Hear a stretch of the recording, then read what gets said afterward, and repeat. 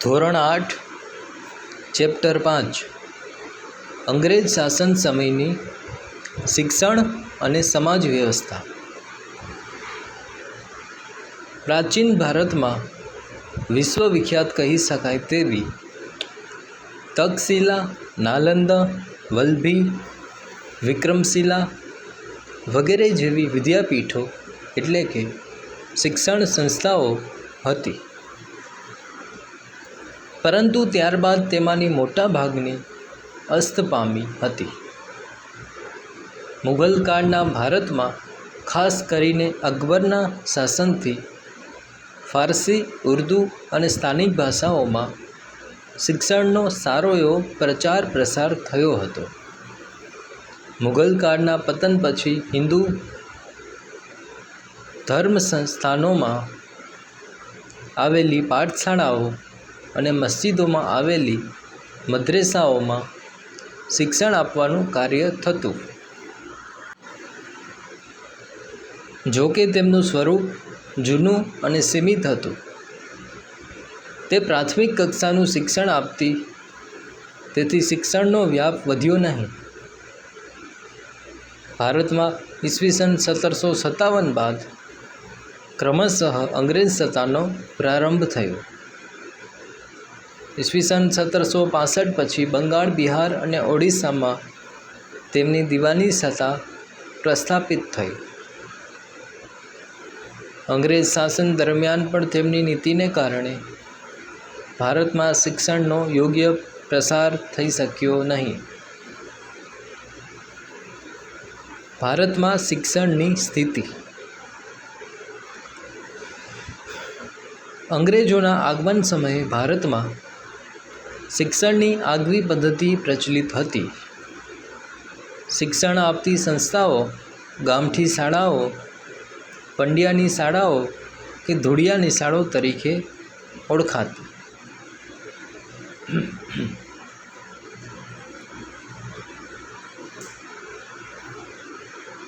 એ સમયે ઔપચારિક શિક્ષણની વ્યવસ્થા ન હતી. ગામના જાહેર સ્થળો, વડ કે અન્ય વૃક્ષના છાંયડામાં શાળાને બેસાડવામાં આવતી. નિશ્ચિત અભ્યાસક્રમ, પાઠ્યપુસ્તકો કે તાલીમી શિક્ષકોની સુવિધા ન હતી. બાળકની કૌટુંબિક સ્થિતિને ધ્યાનમાં રાખી તેને ઉપયોગી થાય તેવું શિક્ષણ શિક્ષક આપતા. મૌખિક શિક્ષણની શરૂઆત આંકથી કરવામાં આવતી અને પછી કક્કો મૂળાક્ષરોનું શિક્ષણ આપવામાં આવતું. ત્યારબાદ બાળકોના લેખિત શિક્ષણની શરૂઆત કરવામાં આવતી. શિક્ષક પોતે જ અભ્યાસક્રમ નક્કી કરતા. શિક્ષકને નિશ્ચિત પગાર કે વેતન ન હતું. વિદ્યાર્થીના વાલી પોતાની આર્થિક સ્થિતિ પ્રમાણે શિક્ષકને વેતન આપતા. મૌખિક શિક્ષણ પર વધુ ભાર મૂકવામાં આવતો. વિદ્યાર્થીઓને અલગ અલગ ધોરણોમાં બેસાડવાની વ્યવસ્થા ન હતી. બાળકને કયું શિક્ષણ આપવું તે શિક્ષક દ્વારા નક્કી કરવામાં આવતું. પ્રારંભિક શિક્ષણની વ્યવસ્થા. ભારતમાં પશ્ચિમી ઢબે શિક્ષણ આપવાની શરૂઆત ભારતમાં આવેલી વિદેશી પ્રજાએ કરી તેમ કહી શકાય. ભારતમાં સૌપ્રથમ શિક્ષણ સંસ્થાની સ્થાપના વિલિયમ કેરે કોલકાતા પાસે આવેલ શ્રીરામપુરમાં ઈસવીસન 1789માં કરી. આ શિક્ષણ સંસ્થામાં સંસ્કૃત, બંગાળી, મરાઠી, હિન્દી, રામાયણ, વ્યાકરણ વગેરેનું શિક્ષણ આપવામાં આવતું. શ્રીરામપુરમાં જ તેના સાથીદાર માર્શમેન અને તેમના પત્નીએ કન્યાશાળાની સ્થાપના કરી. આ રીતે મિશનરી પ્રવૃત્તિ સાથે સંકળાયેલા અંગ્રેજોએ બંગાળમાં શિક્ષણ વ્યવસ્થા શરૂ કરી. પ્રાથમિક અને માધ્યમિક શિક્ષણ.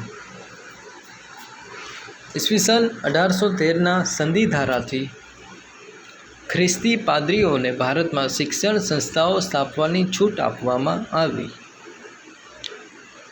એલેક્ઝાન્ડર ડફ નામના પાદરીએ ભારતમાં પાશ્ચાત્ય શિક્ષણ આપતી શાળાઓ સ્થાપી. શિક્ષણ માટે આ કાયદા અંતર્ગત પ્રતિ વર્ષ ₹1,00,000 વાપરવાનો પણ નિર્ણય થયો હતો. જોકે આ સમય દરમિયાન પણ અરબી, ફારસી અને હિન્દી વ્યવસ્થા શિક્ષણમાં ચાલતી રહી. ભારતના કેટલાક અગ્રીમ સુધારકો અને અંગ્રેજ અધિકારીઓ સંપૂર્ણ ભારતમાં પાશ્ચાત્ય શિક્ષણ શરૂ થાય તેવા મતના હતા, તો કેટલાક હિન્દુઓ અને મુસ્લિમો અનુક્રમે પાઠશાળાઓ અને મદ્રેસાઓમાં જ શિક્ષણ આપવું જોઈએ તેમ માનતા હતા.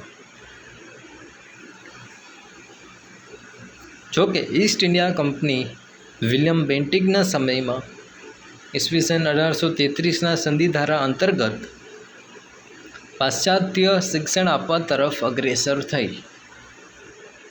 પરિણામે ઈસવીસન 1835માં ભારતમાં અંગ્રેજી કેળવણીનો પ્રારંભ થયો. હવેથી માત્ર અંગ્રેજી શિક્ષણને ઉત્તેજન આપવા માટે જ નાણાકીય સગવડ કરાશે તેવી બ્રિટિશ નીતિ સ્પષ્ટ થઈ. 1854માં વુડના નીતિપત્ર એટલે કે ખરીદો દ્વારા ભારતમાં ભારતીય શિક્ષણ પ્રણાલીને બદલે યુરોપિયન શિક્ષણ પ્રણાલી અપનાવવા જણાવ્યું. ભારતમાં અંગ્રેજી શિક્ષણ શરૂ કરવાનો શ્રેય વિલિયમ બેન્ટિકને ફાળે જાય છે. ઈસવીસન 1835 પછી ભારતના કલકત્તા, મુંબઈ, મદ્રાસ, ચેન્નઈ, ઉત્તર ભારત, પંજાબ, પશ્ચિમ ભારત સહિત મોટાભાગના વિસ્તારોમાં અંગ્રેજી શિક્ષણનો પ્રચાર પ્રસાર થયો. તેમ છતાં હજી ગામડાઓ અને કસ્બાઓમાં જૂની ઢબની શિક્ષણ વ્યવસ્થા ટકી રહી હતી. જોકે નોકરીમાં અંગ્રેજી શિક્ષણ પામેલ લોકોને મહત્ત્વ મળતા ભારતની જૂની શૈક્ષણિક સંસ્થાઓ ઘટવા લાગી. મુંબઈમાં એલ્ફિન્સ્ટન, મદ્રાસ, ચેન્નઈમાં મુનરો તથા ઉત્તર ભારતમાં થોમ્સનના પ્રયત્નોથી શાળાઓ અને મહાશાળાઓની સંખ્યામાં ઘણો વધારો થયો. ઉત્તર પ્રદેશમાં પ્રાથમિક શિક્ષણનું પ્રમાણ ખાસું વધ્યું.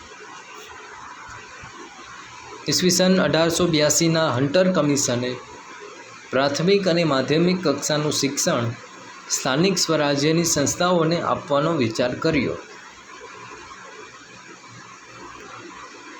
જેનાથી શિક્ષણનો વ્યાપ વધે.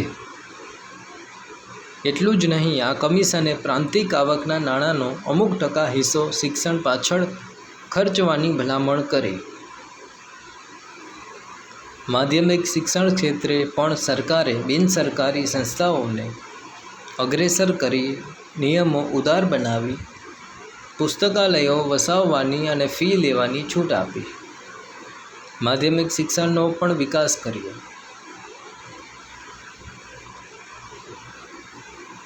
ઈસવીસન 1917માં નિમાયેલા સેડલર કમિશને માધ્યમિક કક્ષા સુધીનું શિક્ષણ પ્રાદેશિક કે માતૃભાષામાં આપવાની જોગવાઈ કરી. ઈસવીસન 1919ના મોન્ટેગ્યુ ચેમ્સફોર્ડ કાયદા બાદ પ્રાંતોમાં માધ્યમિક અને પ્રાથમિક શિક્ષણના વિકાસ માટે શિક્ષણ ખાતું ચૂંટાયેલ પ્રતિનિધિઓને આપવામાં આવ્યું. ઈસવીસન 1912માં ગોપાલ કૃષ્ણ ગોખલેએ ફરજિયાત પ્રાથમિક શિક્ષણનો કાયદો ઘડવા સૂચન કર્યું, પરંતુ સરકારે તેનો અસ્વીકાર કર્યો.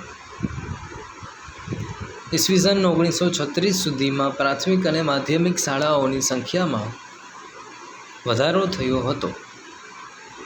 આ દ્રષ્ટિએ અંગ્રેજોએ માત્ર સસ્તા કારકુનો મેળવવા ભારતીયોને પાયાનું શિક્ષણ મળે તેટલા પૂરતો પ્રયત્નો કર્યો, પરંતુ વિજ્ઞાન, ટેકનોલોજી અને કૌશલ્યવર્ધન શિક્ષણની કોઈ મહત્ત્વપૂર્ણ વ્યવસ્થા કરી નહીં. આમ ભારત શિક્ષણ ક્ષેત્રે વિશ્વમાં ઘણું પછાત રહ્યું. જાણવું ગમશે. ઈસવીસન 1941ના વર્ષમાં ભારતમાં નિરક્ષર લોકોની સંખ્યા વધુ હતી. ઈસવીસન 1951ની વસ્તી ગણતરી પ્રમાણે ભારતમાં શિક્ષણનો દર 16.6% હતો. એનો અર્થ એ થયો કે બ્રિટિશ સરકારે હિંદને શિક્ષણ ક્ષેત્રે વિકસાવવાનો પૂરતો અવકાશ આપ્યો નહીં. તેમની નીતિ બેજવાબદારીપૂર્ણ રહી. બ્રિટિશ તાબાના ભારત કરતાં ભારતના દેશી રજવાડાઓમાં શિક્ષણનો દર વધારે હતો. જેમ કે વડોદરામાં 28%, મૈસૂર અને કોચીનમાં 35% અને ત્રાવણકોરમાં 47.8%. ઉચ્ચ અને ટેકનિકલ શિક્ષણ. ભારતમાં અંગ્રેજોનું શાસન સ્થપાયા બાદ પાશ્ચાત્ય ઢબે ઉચ્ચ શિક્ષણની ક્રમશઃ શરૂઆત થઈ. સૌપ્રથમ વેલેસ્લીએ ઈસવીસન 1801માં કોલકાતામાં ફોર્ટ વિલિયમ કોલેજની સ્થાપના કરી. ઈસવીસન 1817માં ડેવિડ હેર અને વૈદ્યનાથ મુખર્જીના પ્રયાસોથી કોલકાતામાં હિન્દુ કોલેજ સ્થપાઈ, જેમાં ભારતીય ભાષાઓ, અંગ્રેજી, ગણિત, ઇતિહાસ, ભૂગોળ અને ખગોળશાસ્ત્ર જેવા વિષયો શરૂ કરવામાં આવ્યા. ઈસવીસન 1855માં તે પ્રેસિડેન્સી કોલેજ તરીકે ઓળખાઈ. જો કે આ પહેલાં સરકારી કચેરીઓ માટે શિક્ષિત કર્મચારીઓ મેળવવા વોરન હેસ્ટિંગ્સે ઈસવીસન 1780માં કોલકાતા મદ્રેસા, મુસ્લિમ કોલેજ અને જોનાથન ડંકને ઈસવીસન 1791માં બનારસ સંસ્કૃત કોલેજની સ્થાપના કરી હતી. એમ હસ્ટેએ ઈસવીસન 1823માં કોલકાતામાં સંસ્કૃત કોલેજની સ્થાપના કરી. ઉચ્ચ શિક્ષણ માટે અને ખાસ કરીને હિંદના શિક્ષણ માટેનો મેગ્ના કાર્ટા કહી શકાય તેવો શિક્ષણ સુધારો ઈસવીસન 1854માં વુડના ખરીતાથી થયો. તેણે ખાસ કરીને દરેક પ્રાંતમાં યુનિવર્સિટીની સ્થાપના કરવા, અલગ શિક્ષણ ખાતાની રચના કરવા, સરકારી કોલેજ અને શાળાઓની જાળવણી કરવા, ખાનગી શાળાઓને સરકારી અનુદાન આપવા, શિક્ષકોની તાલીમ માટે તાલીમી સંસ્થાઓ શરૂ કરવા, ધંધાદારી કે વ્યવસાયી શિક્ષણનો વ્યાપ વધારવા, દરેક તાલુકામાં પ્રાથમિક અને જિલ્લામાં માધ્યમિક શાળાઓ સ્થાપવા અને સ્ત્રી શિક્ષણને ઉત્તેજન આપવા ભલામણો કરી. તેની સાથે સાથે શિષ્યવૃત્તિઓની પણ જોગવાઈ કરી. ઈસવીસન 1854ના વુડના ખરીતાને કારણે પ્રાંતમાં શિક્ષણ નિયામકની નિમણૂક અને અલગ શિક્ષણ ખાતું શરૂ થયું. કોલકાતા, મુંબઈ અને મદ્રાસ ચેન્નઈમાં લંડન યુનિવર્સિટીના નમૂના પ્રમાણે યુનિવર્સિટીની સ્થાપના થઈ. ભારતમાં આ પછી ઈસવીસન 1882માં પંજાબ અને અલ્હાબાદમાં યુનિવર્સિટીની સ્થાપના થઈ. મુંબઈમાં ઈસવીસન 1844માં એલ્ફિન્સ્ટન કોલેજની સ્થાપના થઈ. આ રીતે ભારતના વિભિન્ન ભાગોમાં ઉચ્ચ શિક્ષણ આપતી કોલેજો અને યુનિવર્સિટીઓ સ્થાપાતી ગઈ. કરઝને ઈસવીસન 1904માં યુનિવર્સિટીને લગતો કાયદો પસાર કર્યો અને તેમાં ચૂંટાયેલા સભ્યોની સંખ્યા ઘટાડી નિમાયેલા સભ્યોને સેનેટમાં સ્થાન આપ્યું. 20મી સદીમાં પણ ભારતમાં ઈસવીસન 1916માં બનારસ હિન્દુ યુનિવર્સિટી, ઈસવીસન 1920માં જામિયા મિલિયા યુનિવર્સિટી અને ઈસવીસન 1922માં શાંતિ નિકેતન વિશ્વભારતી યુનિવર્સિટી જેવી અગત્યની ઉચ્ચ શિક્ષણની સંસ્થાઓની સ્થાપના થઈ. ઈસવીસન 1946માં ભારતની કુલ યુનિવર્સિટીઓની સંખ્યા 16 હતી. જોકે તે અપૂરતી હતી તે નોંધવું રહ્યું, કારણ કે વિશાળ જનસંખ્યા અને ભૌગોલિક વ્યાપ ધરાવતા રાષ્ટ્રમાં માત્ર 16 યુનિવર્સિટીની સંખ્યાથી ઉચ્ચ શિક્ષણનો કોઈ પ્રચાર પ્રસાર વિપુલ પ્રમાણમાં થઈ શક્યો નહીં. વ્યવસાયિક શિક્ષણ. ઈસવીસન 1854ના વુડના ખરીતામાં વ્યવસાયિક શિક્ષણ આપવાની જોગવાઈઓ હતી. જો કે ભારતમાં વિજ્ઞાન, ટેકનોલોજી અને વ્યવસાય સાથે સંકળાયેલી મોટી સંસ્થાઓ 20મી સદીમાં અસ્તિત્વમાં આવી, જેમાં બેંગ્લોરની ઇન્ડિયન ઇન્સ્ટિટ્યૂટ ઓફ સાયન્સ, કલકત્તાનું બોઝ સંશોધન કેન્દ્ર આંતરવિદ્યાકીય, દહેરાદૂનનું જંગલ ખાતા સાથે સંકળાયેલ સંશોધન કેન્દ્ર, દિલ્હીનું ખેતીવાડી કેન્દ્ર, રૂડકીમાં ઇજનેરી વિદ્યાને લગતું કેન્દ્ર અને પુણેમાં ભાંડારકર ઇન્સ્ટિટ્યૂટ મુખ્ય ગણાવી શકાય. સ્ત્રી શિક્ષણ. શ્રીરામપુરથી સ્ત્રી શિક્ષણની શરૂઆત થઈ હતી.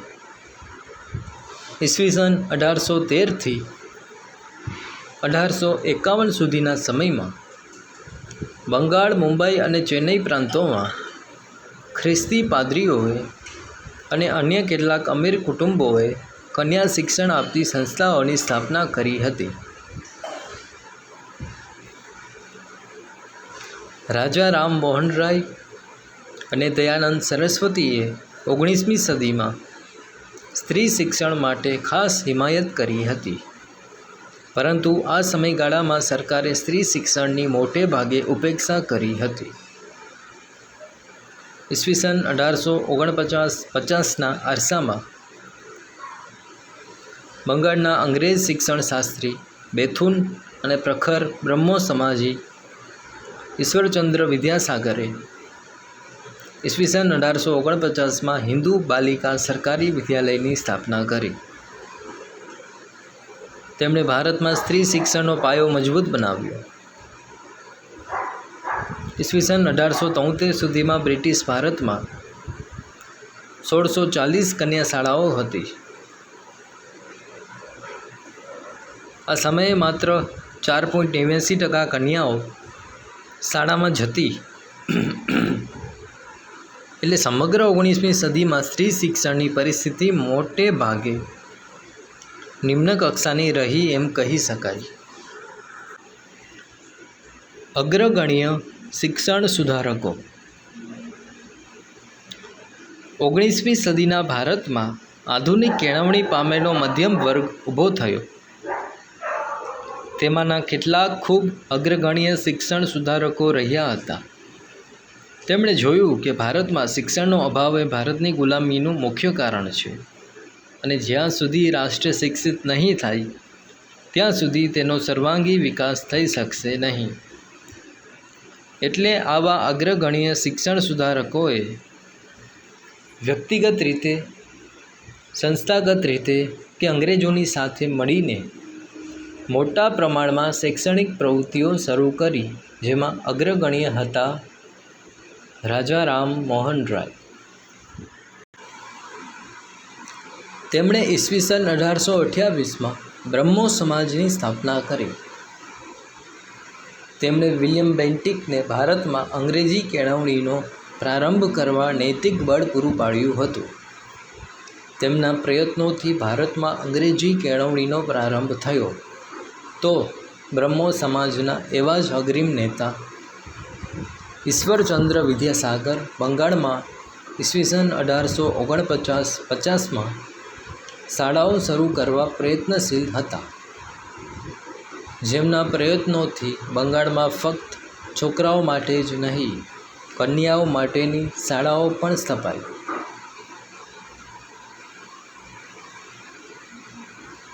મહારાષ્ટ્રમાં મહાદેવ ગોવિંદ રાંડે અને તેમના પત્ની રમાબાઈ રાંડેએ કન્યા શાળાઓ અને વિધવાઓ માટેની શાળાઓની સ્થાપના કરી. મહારાષ્ટ્રમાં જ અગ્રીમ સુધારક જ્યોતિરાવ ફુલ્લે અને તેમના પત્ની સાવિત્રીબાઈ ફુલ્લેએ પણ કન્યા કેળવણી અને વિધવાઓની કેળવણી માટે પ્રયત્નો કરી શાળાઓની સ્થાપના કરી. મહારાષ્ટ્રમાં જ મહર્ષિ કર્વેએ 1916માં સ્ત્રીઓ માટે અલગ યુનિવર્સિટીની સ્થાપના કરી.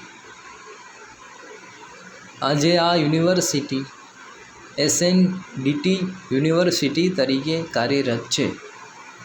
અમદાવાદમાં ઈસવીસન 1850માં હરકુંવર શેઠાણીએ છોડીઓની નિશાળ નામે કન્યાશાળાની સ્થાપના કરી હતી. મહાન સમાજ સુધારક દયાનંદ સરસ્વતીએ પણ લાહોરમાં દયાનંદ એંગ્લો વૈદિક કોલેજની સ્થાપના કરી હતી. જ્યારે તેમના શિષ્ય સ્વામી શ્રદ્ધાનંદે ઈસવીસન 1902માં કાંગડી ગુરુકુળની શરૂઆત કરી. સર સૈયદ અહેમદ ખાએ મુસ્લિમોમાં શિક્ષણનો વ્યાપ વધે તે માટે ઈસવીસન 1864માં ગાઝીપુરમાં અંગ્રેજી શાળા સ્થાપી તેમજ ઈસવીસન 1875માં અલીગઢ ખાતે એંગ્લો મોહમેડન ઓરિએન્ટલ કોલેજની સ્થાપના કરી. કેટલાક દેશી રજવાડાઓએ શિક્ષણ ક્ષેત્રે નમૂનારૂપ કહી શકાય તેવું કાર્ય કર્યું. વડોદરાના મહારાજા સયાજીરાવ ગાયકવાડે પોતાના રાજ્ય વડોદરામાં ઈસવીસન 1901માં મફત, ફરજિયાત અને સાર્વત્રિક પ્રાથમિક શિક્ષણની જોગવાઈ કરી. એટલું જ નહીં, 2 વિદ્યાર્થીઓને વિદેશની યુનિવર્સિટીમાં ભણવા જવા માટે શિષ્યવૃત્તિની શરૂઆત કરી. તેમના પત્ની ચિમનાબાઈ ગાયકવાડે દલિત વિદ્યાર્થીને વિદેશની યુનિવર્સિટીમાં ભણવા જવા માટે શિષ્યવૃત્તિ આપતો કાયદો કર્યો. તે જ રીતે ગોંડલના મહારાજા ભગવતસિંહજીએ 19મી સદીના છેલ્લા દાયકામાં ગોંડલમાં કન્યા વિદ્યાલયોની સ્થાપના કરી. કન્યાઓ માટે મફત, ફરજિયાત અને સાર્વત્રિક શિક્ષણની જોગવાઈ કરી. મહાત્મા ગાંધીના શિક્ષણ અંગેના વિચારો. મહાત્મા ગાંધીએ સ્વાતંત્ર્ય સંગ્રામની સાથે સાથે શિક્ષણ પરત્વે પણ ભગીરથ કાર્ય કર્યું હતું. તેમની શિક્ષણ યોજના ઈસવીસન 1936માં વર્ધા શિક્ષણ યોજના તરીકે જાણીતી છે. ડૉક્ટર ઝાકીર હુસેનના વડપણ હેઠળ તેમણે એક શિક્ષણ સમિતિની રચના કરી હતી. તેમના મતે સાક્ષરતા એ શિક્ષણનો અંત કે પ્રારંભ નથી, તે તો માત્ર એક સાધન છે કે જેના દ્વારા પુરુષો અને સ્ત્રીઓને શિક્ષિત કરી શકાય છે.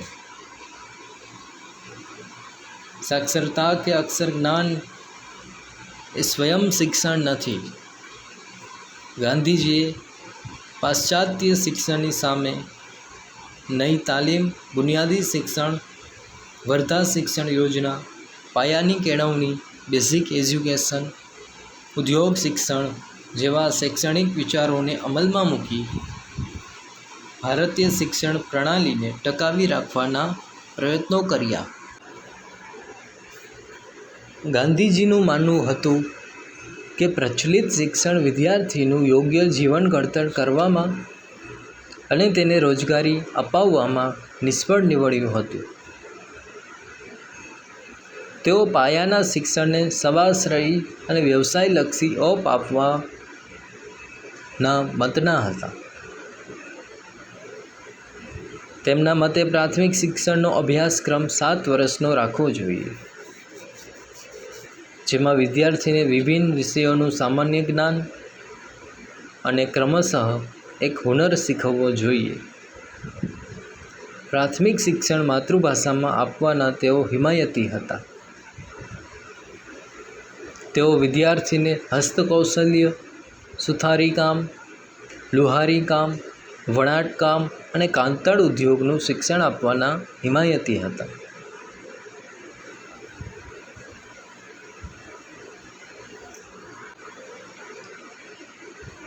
ઈસવીસન 1937માં હિન્દના મોટા ભાગના પ્રાંતોમાં તેમની યોજના પ્રમાણેની શાળાઓ અસ્તિત્વમાં આવી.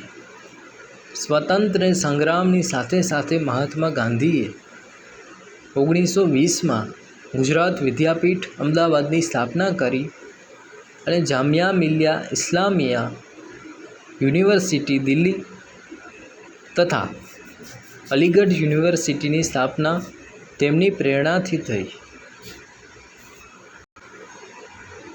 ગાંધીજીના પાયાના અનેક કાર્યકરોએ વિભિન્ન આશ્રમો સ્થાપિત કરી વિદ્યાર્થીઓને શિક્ષણ આપવા ઝુંબેશ ચલાવી, જેમાં ઠક્કર બાપા, જુગતરામ દવે, પૂર્ણિમાબેન પકવાસા વગેરે મુખ્ય છે. જાણવું ગમશે. ગાંધીજીના મતે કેળવણી એટલે બાળક અને મનુષ્યના શરીર, મન અને આત્માના ઉત્તમ અંશોનું આવિષ્કરણ. મહાત્મા ગાંધીજીના કેળવણી વિષયક વિચારો આપણને તેમની આત્મકથા, સત્યના પ્રયોગો, મારા સ્વપ્નનું ભારત અને તેમના ગાંધીજીનો અક્ષરદેહ વગેરે પુસ્તકોમાંથી સુપેરે જાણવા મળે છે. રવિન્દ્રનાથ ટાગોરના શિક્ષણ અંગેના વિચારો. કવિવર અને ગુરુદેવથી વિખ્યાત થયેલા મહાન સાહિત્યકાર રવિન્દ્રનાથ ટાગોરે બંગાળમાં પોતાના વિચારો પર શિક્ષણ સંસ્થાઓની સ્થાપના કરવાનો પ્રયત્ન કર્યો હતો. તેઓ પ્રખર પ્રકૃતિવાદી હતા. વિદ્યાર્થીઓને ભારતીય વિચારધારા અને સાંસ્કૃતિક તત્વોનું જ્ઞાન આપવાના મતના હતા. પ્રકૃતિના ઘનિષ્ઠ સાનિધ્યમાં જ જ્ઞાન મળી શકે તેમ તેઓ પ્રકૃતિમૂલક શિક્ષણના હિમાયતી હતા.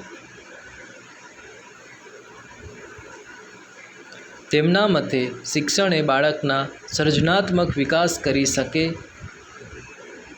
તેવું હોવું જોઈએ. તેઓ માનતા કે શિક્ષણની કઠોર શિસ્તથી બાળક મુક્ત હોવું જોઈએ અને બાળકની કલ્પના શક્તિ અને કુતૂહલ વૃત્તિ વિકસે તેવી શિક્ષણ વ્યવસ્થા હોવી જોઈએ. બાળકોમાં સંગીત, અભિનય તેમજ ચિત્રકળાની યોગ્યતા અને નીતિમત્તા, આધ્યાત્મિકતા જેવા ગુણો વિકસે તેના હિમાયતી હતા.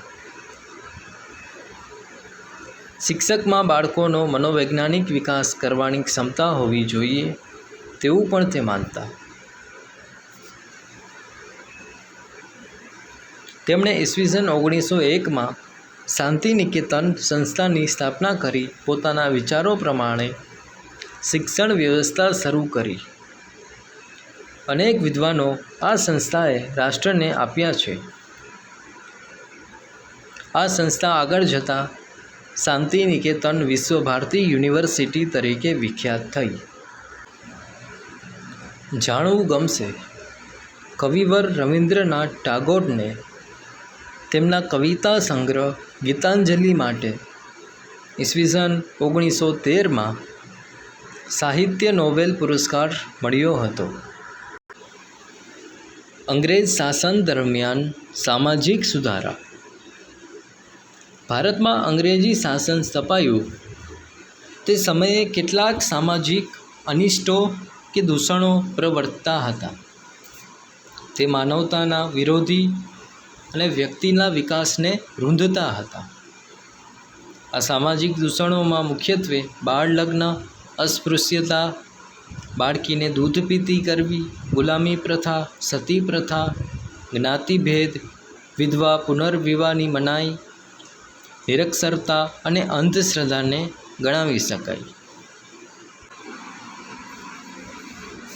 19મી સદીમાં કેટલાક મહાન સુધારકોએ ભારતના સામાજિક દૂષણો વિરુદ્ધ વ્યક્તિગત રૂપે અને સંસ્થાઓ સ્થાપીને તેને દૂર કરવા ઝુંબેશ ઉપાડી.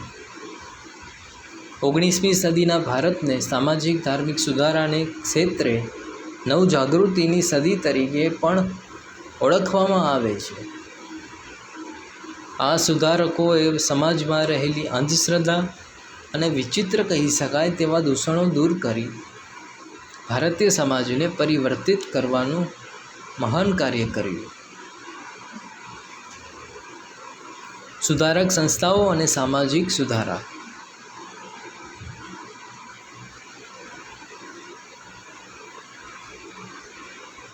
19મી સદીમાં સ્થપાયેલી સંસ્થાઓએ સામાજિક સુધારા કરવામાં પાયાની ભૂમિકા ભજવી, જેમાં અગ્રસ્થાને રાજા રામ મોહન રાય દ્વારા સ્થાપિત ઈસવીસન 1828ની બ્રહ્મો સમાજને ગણાવી શકાય. રાજા રામ મોહન રાયે ઈસવીસન 1815માં આત્મીય સભા સ્થાપી અને ઈસવીસન 1821માં સંવાદ કૌમુદી નામની પત્રિકા દ્વારા સતી પ્રથા વિરુદ્ધ બંગાળમાં મોટા પાયે ઝુંબેશ ચલાવી.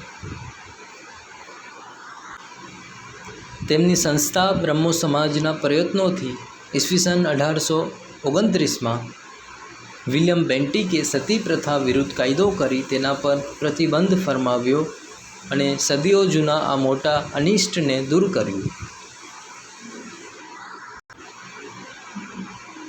એ જ રીતે બ્રહ્મો સમાજના પ્રયત્નોથી ઈસવીસન 1839માં નરબલી પ્રથા અને બાળકીને દૂધ પીતી કરવાની પ્રથા વિરુદ્ધ કાયદા કરવામાં આવ્યા.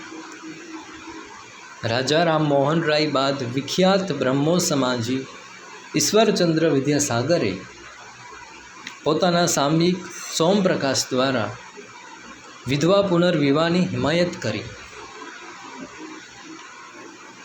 તેઓ માનતા કે જે સ્ત્રીઓ નાની વયે વિધવા બને છે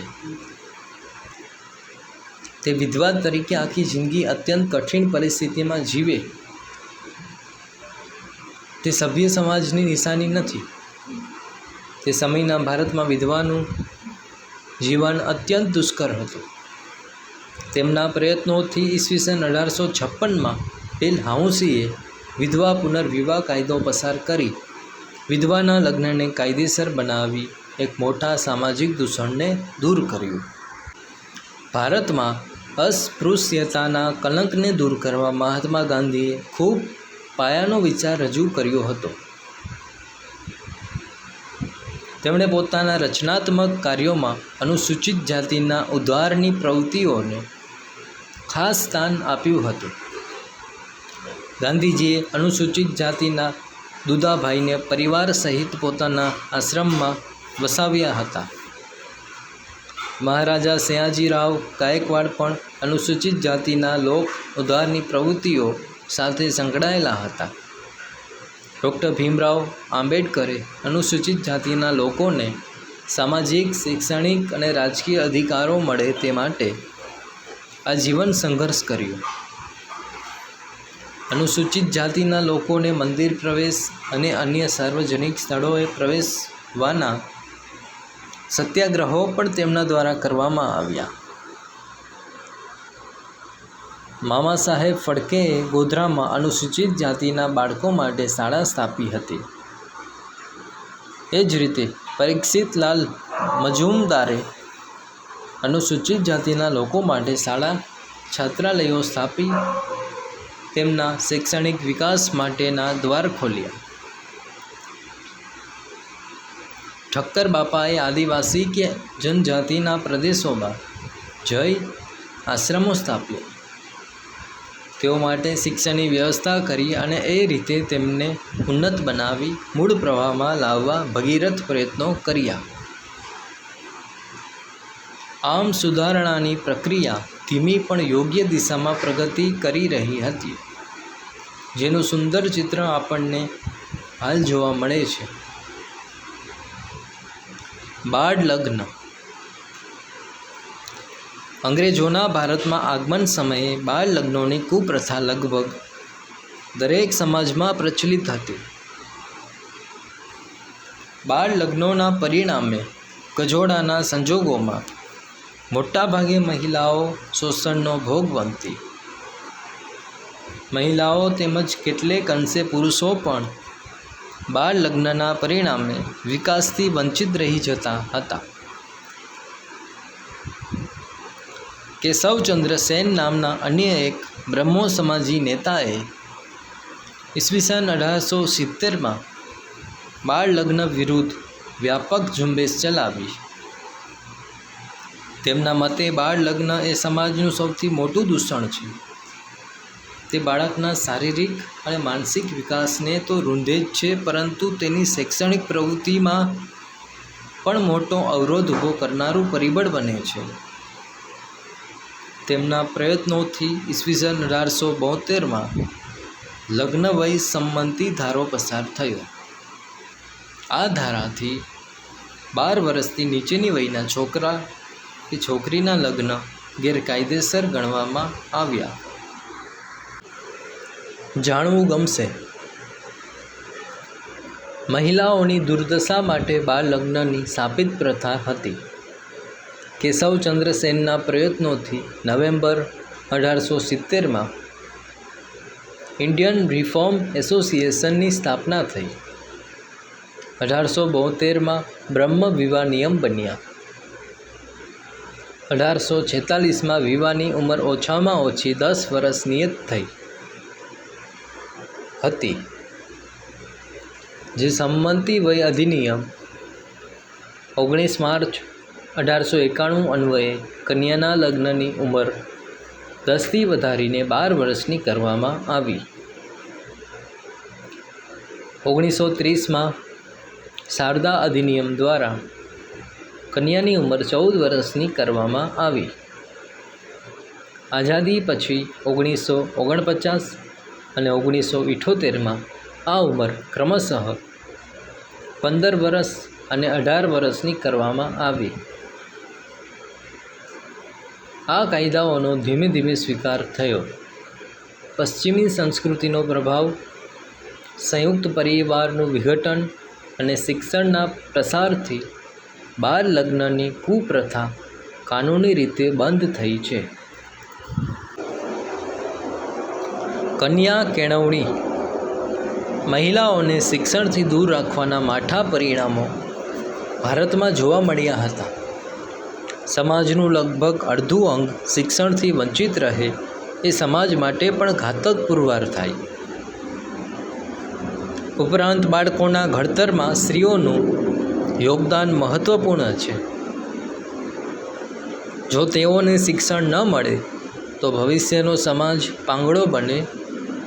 એ માટે કન્યા કેળવણીની જરૂરિયાત છે. વુડના ખરીતામાં ભારતીય પ્રજામાં સ્ત્રી શિક્ષણને વધુ ઉત્તેજન મળે તેવા પગલાં ભરવાનું ગવર્નર જનરલને સૂચન કર્યું. ખરીતામાં સૂચવેલ ગ્રાન્ટ ઇન એઇડ પદ્ધતિમાં કન્યાઓ માટેની શિક્ષણ સંસ્થાઓનો સમાવેશ કરવામાં આવ્યો. ભારતમાં એ વખતના ગવર્નર જનરલ ડેલહાઉસીનું સ્ત્રી કેળવણી પ્રત્યેનું હકારાત્મક વલણ હતું. કાઉન્સિલ ફોર એજ્યુકેશનને માર્ગદર્શન આપતા તેમણે જાહેર કર્યું હતું કે ઈસવીસન 1854ના ખરીતામાં શિક્ષણની જે જવાબદારી છે તે સરકારે સ્વીકારવી જોઈએ. વુડના ખરીતાથી સ્ત્રી કેળવણીના ખર્ચમાં ભારે વધારો કરવાનો અનુરોધ કર્યો. પરિણામે નવી કન્યા શાળાઓ શરૂ થઈ. વિધવા વિવાહ. મધ્યકાલીન ભારતમાં પતિના મૃત્યુ બાદ વિધવાઓને પુનઃલગ્નની છૂટ મળતી ન હતી. તે સમયમાં આર્થિક ઉત્પાદનનું કાર્ય પુરુષો કરતા હતા. આવા પુરુષોનું મૃત્યુ થતાં વિધવા માટે જીવન જીવવું જ મુશ્કેલ થઈ જતું. આ દુર્દશા દૂર કરવા, મહિલાઓને શિક્ષણ આપવું, તેઓને આર્થિક રીતે પગભર કરવી અને પુનઃલગ્નની છૂટ આપવી અત્યંત આવશ્યક હતી. પ્રાચીન ભારતમાં વિધવા વિવાહની પ્રથા હતી, પરંતુ પછી આ પ્રથા બંધ થઈ.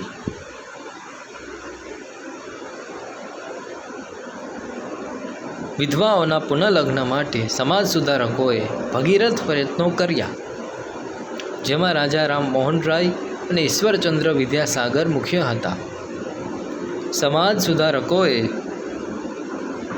વિધવા વિવાહ માટે પુસ્તકો, ચોપાનિયા પેમ્ફલેટ છાપી લોકોને આ માટે જાગૃત કર્યા.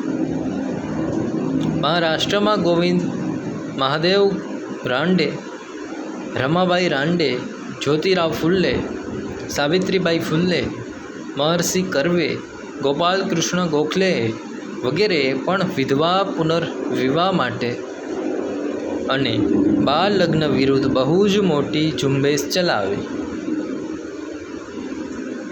વિધવા આશ્રમોની સ્થાપના કરી આ દૂષણો સામે પડકાર આપ્યો. સ્ત્રીઓને શિક્ષણ મળે તે માટે સંસ્થાઓ સ્થાપી.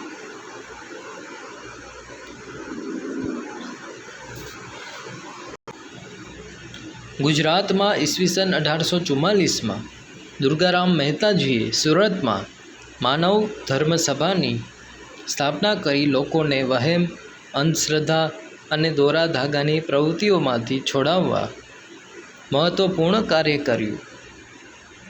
તો ગુજરાતના મહાન સુધારકો નર્મદ, કરસનદાસ મૂળજી, મહિપતરામ, રૂપરામ, દલપતરામ વગેરેએ પણ બાળ લગ્ન અને વિધવા વિવાહની મનાઈ વિરુદ્ધ આંદોલનો ચલાવ્યા.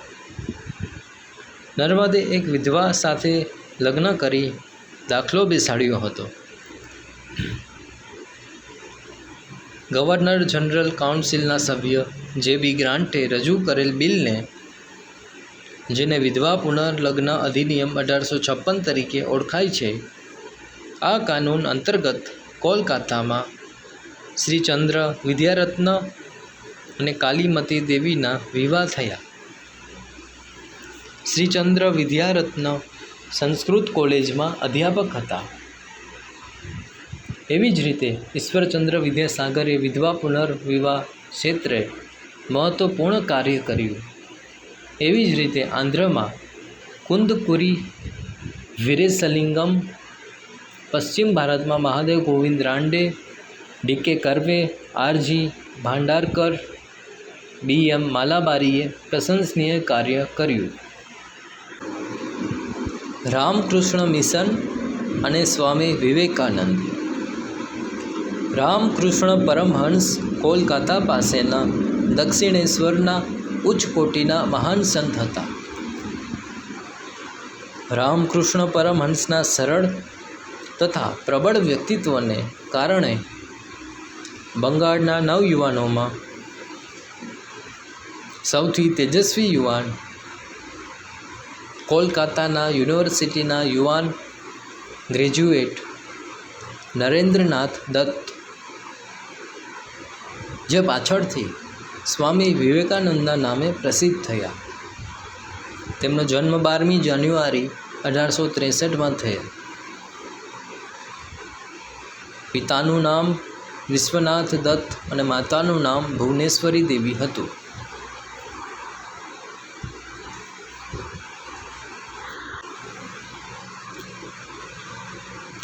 સ્વામી વિવેકાનંદે રામકૃષ્ણ પરમહંસની ઉદાર ધર્મ ભાવના અને સેવા ભાવનાનો પ્રચાર કરવા માટે રામકૃષ્ણ મિશન નામની સંસ્થાની સ્થાપના કરી 1897માં. તેમણે અમેરિકાના શિકાગો શહેરમાં 1893માં ભરાયેલ સર્વધર્મ સંમેલનમાં ભાગ લીધો. વિશ્વ ધર્મ પરિષદના સભ્યોને ભાઈઓ અને બહેનો, બ્રધર્સ એન્ડ સિસ્ટર્સ શબ્દો દ્વારા સંબોધન કરીને સૌને મુગ્ધ કર્યા. પછી તેઓએ વિવિધ દેશોનો પ્રવાસ કર્યો અને ભારતીય સંસ્કૃતિનો પ્રચાર પ્રસાર કર્યો. ઉપદેશ. તેમણે તે સમયના પ્રચલિત સામાજિક દૂષણો તથા ધાર્મિક ક્રિયાકાંડોનો સખત વિરોધ કર્યો. તેમણે સમાજ સેવા અને સમાજ સુધારણાનો ઉપદેશ આપ્યો. તેઓ સ્પષ્ટ માનતા હતા કે જે ધર્મ કે ઈશ્વર વિધવાના આંસુ લૂછી શકે નહીં અથવા નિરાધાર બાળકોના મુખમાં રોટીનો ટુકડો મૂકી શકે નહીં, તે ધર્મ ઈશ્વરમાં હું માનતો નથી. તેઓ કહેતા કે પહેલાં અન્ન પછી ધર્મ. તેઓ મનુષ્ય માત્રમાં ઈશ્વરના દર્શન કરતા હતા. તેમના મત મુજબ માનવ સેવા એ જ પ્રભુ સેવા છે. તેઓ યુવાઓને કહેતા કે ઉત્તિષ્ઠત જાગ્રત પ્રાપ્ય વરાણની બોધત. ઉઠો, જાગો અને ધ્યેય પ્રાપ્તિ સુધી મંડ્યા રહો. તેમની વાણીમાં ડહાપણનું ઊંડાણ, અનુભવનો નિચોડ અને શબ્દોની તાજગી જોવા મળે છે. તેઓ નવી વિચારધારાના પ્રતીક અને ભવિષ્ય માટે એક મહાન શક્તિના સ્ત્રોત બન્યા. અંગ્રેજોએ શિક્ષણ વ્યવસ્થાને ચોક્કસ ઢાંચામાં ઢાળવાનો પ્રયત્ન કર્યો. તેમના શિક્ષણનો મુખ્ય હેતુ શાસન સુવ્યવસ્થિત ચલાવવા માટેના કારકુનો પેદા કરવા સુધી સીમિત ન હતો. પરિણામે ભારતમાં શિક્ષણને વેગ મળી શક્યો નહીં. તે સમયની સ્થિતિમાં ભારતમાં વર્ષોથી દ્રઢ થયેલા દૂષણોને દૂર કરવા માટે પણ સમાજ સુધારકોએ કમર કસી વિવિધ સંસ્થાઓની સ્થાપના કરી. આ દૂષણો સામે તેમણે ચોપાનિયા, પુસ્તકો કે સભાઓ દ્વારા જાગૃતિ ફેલાવી. સમાજ સુધારકોની આ પ્રવૃત્તિને કારણે અંગ્રેજ સરકારે કેટલાક દૂષણો વિરુદ્ધ કાયદો ઘડી આ દૂષણો દૂર કરવા પ્રયત્નો કર્યા.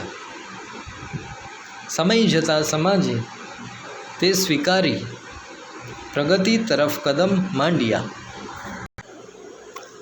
વિશેષ પ્રશ્નો. મહાત્મા ગાંધી અને રવિન્દ્રનાથ ટાગોરના શિક્ષણ અંગેના વિચારોમાં રહેલી સમાનતા અને તફાવત જણાવો. બાળ લગ્ન અને કન્યા કેળવણીના અભાવ જેવી સમસ્યાઓના કારણે વ્યક્તિ અને સમાજના વિકાસમાં કેવા કેવા અવરોધો આવે છે? અંગ્રેજોના આગમન પૂર્વેની શૈક્ષણિક પદ્ધતિ અને વર્તમાન શિક્ષણ પદ્ધતિમાં કયા તફાવત જોવા મળે છે?